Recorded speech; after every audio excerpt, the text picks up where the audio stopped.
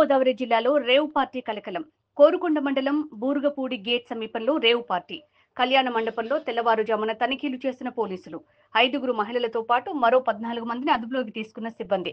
నూతన సంవత్సరం సందర్భంగా ఈవెంట్ ఏర్పాటు చేసిన ఫర్టిలైజర్స్ కంపెనీ.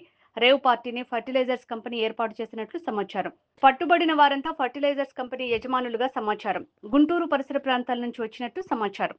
అనగా 29/12/2012 తేదీ అర్ధరాత్రి ఈస్ట్ గోదావరి జిల్లా ఎస్పీ గారి నరసింహకిషోర్ ఐపీఎస్ సార్కి రాబడిన ఉత్తర్వుల మేరకు special party, SB, local police మేమంతా కలిసి బూరుగుపూడి గేట్ వద్ద ఉన్న ఏబీఆర్ ఇన్ఫ్రా నాగసాయి ఫంక్షన్ హాల్లో రేవ్ పార్టీ అమ్మాయిని తీసుకొచ్చి పార్టీ చేసుకుంటారన్న ఇన్ఫర్మేషన్ మీద రైడ్ చేయడం జరిగింది.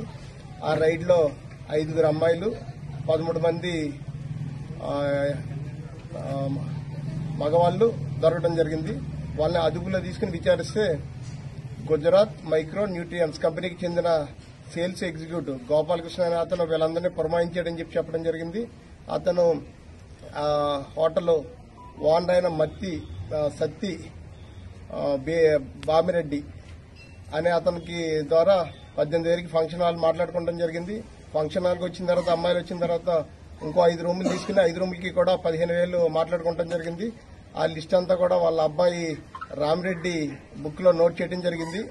వీళ్ళు ఫెర్టిలైజర్స్ డీలర్స్ అందరినీ కూడా సెక్యూర్ చేసుకుని ఒక 10 మందిని వివిధ ప్రాంతాల నుంచి పాలకొల్లు, ఆచంట, తణుకు, ధవళేశ్వరం, గోపాలపురం వివిధ ప్రాంతాల నుంచి వాళ్ళు తీసుకొచ్చి ఫుడ్ అరేంజ్ చేసుకుని మందు తాగుతా అమ్మాయిలతో డాన్స్ చేస్తా అమ్మాయిల్ని రూమ్లోకి తీసుకెళ్లే టైంలో మేము పట్టుకుని అరెస్ట్ చేయడం జరిగింది.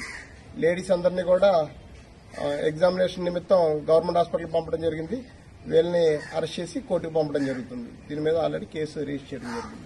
అమ్మాయిలు ఎక్కడి నుంచి వచ్చారు సార్?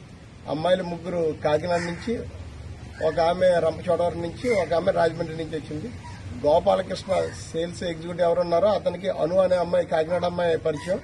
ఆ అమ్మాయిని తీసుకొస్తే ఆ అమ్మాయి తనతో పాటు 4గురిని తీసుకురావడం జరిగింది. సార్ ఇది రేవ్ పార్టీయా సార్? ఇది రేవ్ పార్టీ అంటానికి లేడీస్ ని తీసుకురావడం జరిగింది అంతే. గతంలో కూడా ఇక్కడ జరిగినట్టు స్థానికులు చెప్తున్నారు, కరెక్టా సార్? అది ఇంతకు ముందు జరిగినట్టు సమాచారం లేదు. ఇందులో దొరికిన వాళ్ళు ఏమన్నా గతంలో కేసుల్లో ఉన్నారా సార్?